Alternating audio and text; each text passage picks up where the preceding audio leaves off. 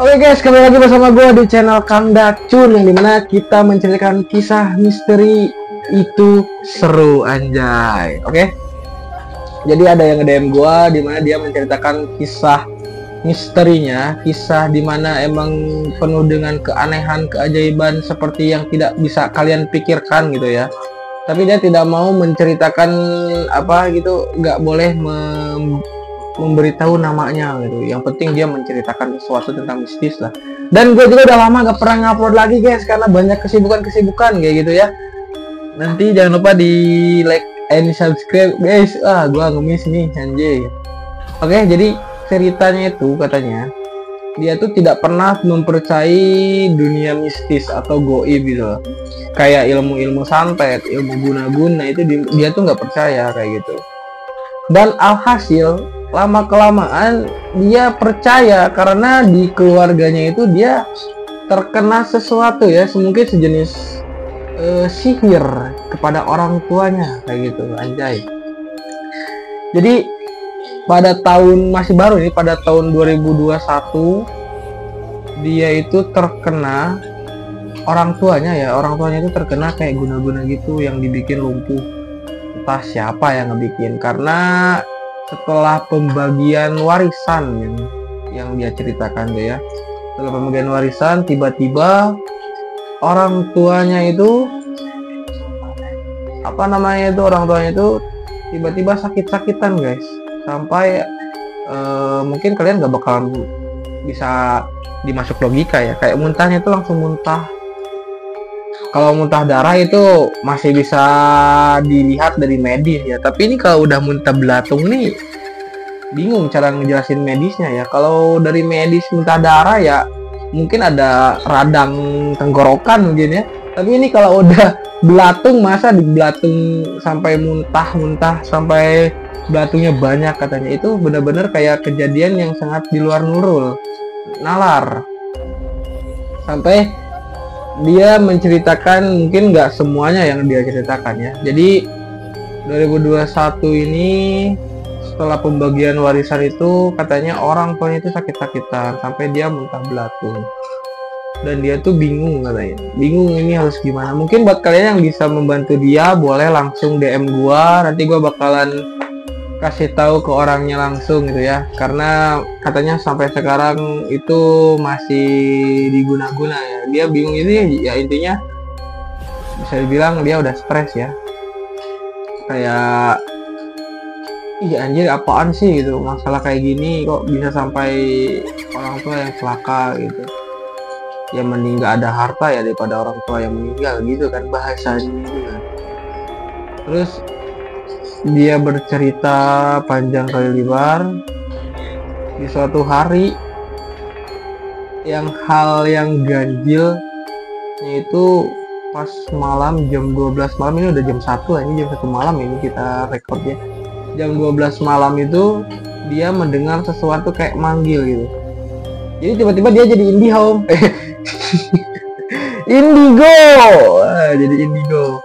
Tiba-tiba dia jadi indigo karena dia datang ke suatu padepokan ya, ingin tahu siapa sih yang melakukan guna-guna itu terhadap keluarganya gitu, karena hampir tiap hari kayak ada yang genteng jatuh katanya, ada yang ngelempar pakai batu, pokoknya aneh bin ajaib kayak gitulah pokoknya ya.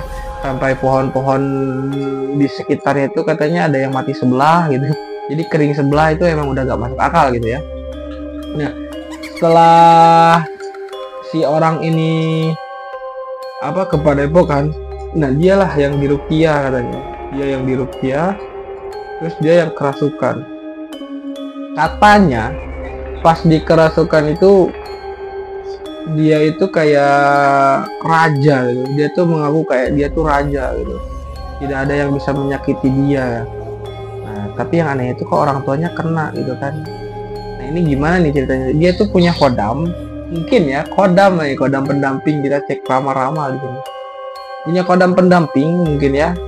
Dan emang si orang tuanya itu bisa sembuh karena dia gitu. Tapi tetap masih berjalan sampai sekarang ya. Intinya ya satu orang ngelawan dukun mungkin ya, karena emang kalau udah guna-guna itu kan emang kan dukun ya. Nah lanjut cerita, setiap malam tuh emang sering banget genteng-genteng itu bertabrakan, kayak ada yang ngelempar gitu, ketak ketak ketak. Bahkan yang paling parah tuh pernah didatangin ustad ke rumahnya, tiba-tiba di piring itu, di mangkok itu tiba-tiba pecah gitu. Pas entah itu ngebakar apa, dia nggak ngejelasin ngebakar apa, tapi tiba-tiba dia pecah perang. Dan di dapur pun ada suara yang kayak ngelempar piring. Wah, ini bener-bener kisah nyata ya ini. Dan itu pun emang pernah kejadian di gua juga, pernah itu kejadian di gua. Pas gua lagi diem bantuin orang, tiba-tiba itu piring di dapur tuh pecah. Nah, mungkin itu kayak bentrokan antara energi dan positif dan negatif ya, kayak gitu. Dan lanjut cerita, si ustadz ini tuh yang ngebantu pun bener-bener kayak ini ilmunya ini kuat nih, ini ilmu dari mana nih gitu kan, sampai barang-barang pun main gitu. Karena ilmu yang ilmu santet itu ketika udah barang yang bermain itu benar-benar ilmunya itu tinggi gitu loh, nggak cuman hanya pengen orang ini tuh udah gitu kena santet sakit, enggak, ini benar-benar pengen mengancam nyawa gitu, sampai di nyawa itu diambil lah, bahasanya kayak gitu, bahasa kasarnya itu. Oke, bener, emang itu hidup itu, nyawa itu, mati itu di tangan Tuhan. Tapi ya tahu sendirilah, emang kadang suka kalau kita pikir-pikir lebih dalam dengan logika itu emang susah ya.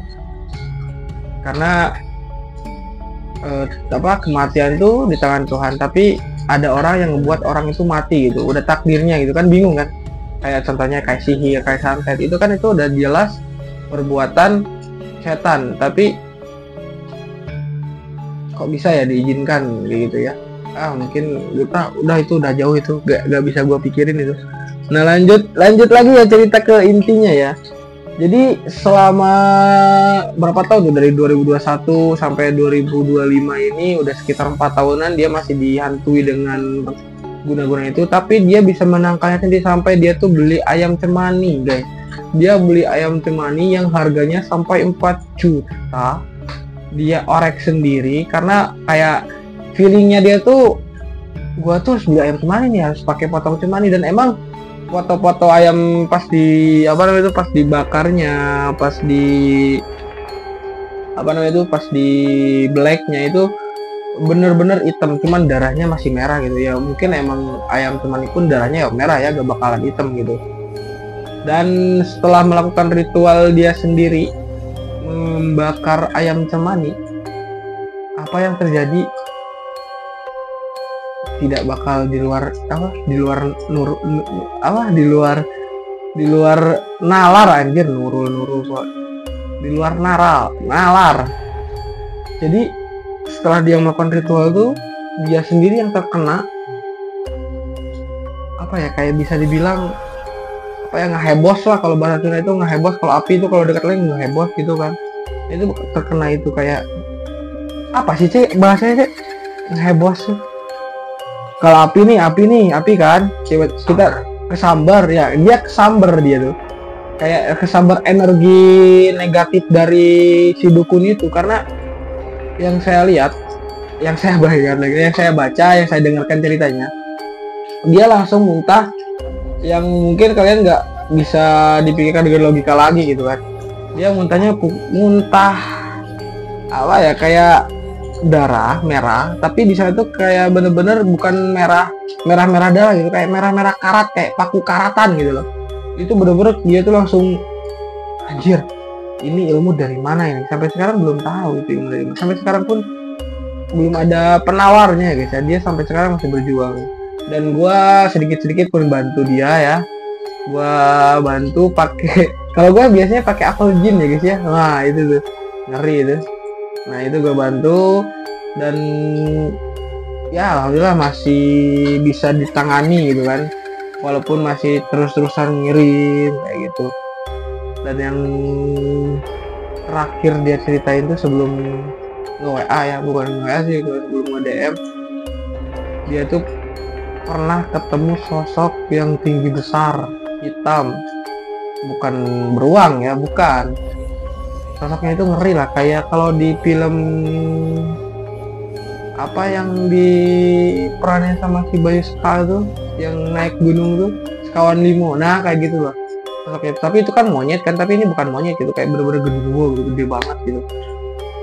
Terus udah gitu, dia ceritanya kayak gitu, nggak sampai lanjut, cuman dia mintanya dibantuin gimana caranya. Ya udah, gue cuma nggak bisa ngasih saran, banyak-banyak berdoa, jauhi hal-hal yang bisa dibilang menjauh dari agama ya, kayak gitu ya, karena dia Islam juga.